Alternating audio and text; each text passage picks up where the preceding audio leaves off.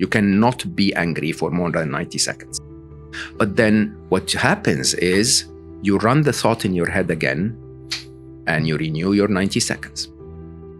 Biggest hack I was ever told was when I hosted one of my dear friends, Jill Balti Taylor.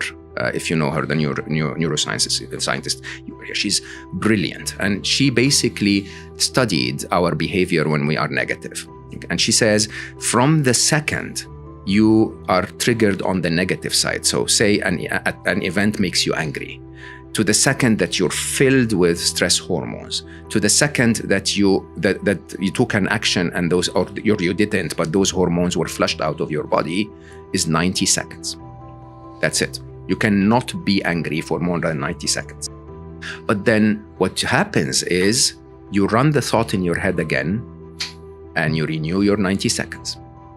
And then you run it again unconsciously, and you renew your 90 seconds. While in reality, what you get after those 90 seconds is a buffer where you can stop and say, I lost my phone, right?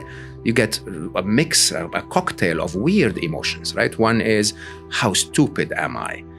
I hate those guys that took it. What will I do with the photos?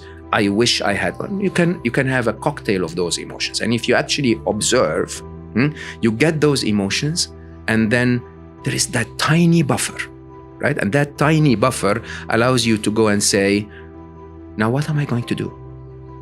I can be angry at the world, or I can go buy another phone, or I can go, cancel my SIM, or I can, go to my computer and block the phone, or right? And once you get into that buffer, suddenly you move in the right direction. I always say, if I were to teach the world happiness, I'm not qualified. I try my best, but I'm not like the big, teachers. I need to be the Olympic champion of the sport. I need to be someone that lives what I preach, right? And so I basically measure how quickly I bounce back to happiness from unhappiness. We all feel unhappy every now and then because events miss our expectations. It's a survival mechanism, right? But how quickly can you take an event that missed your expectations and then bounce back to, I can deal with this, right?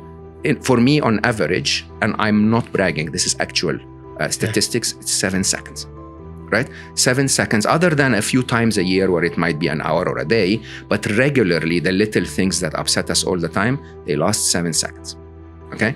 And 7 seconds because I go through a flow chart. And the flow chart is very straightforward.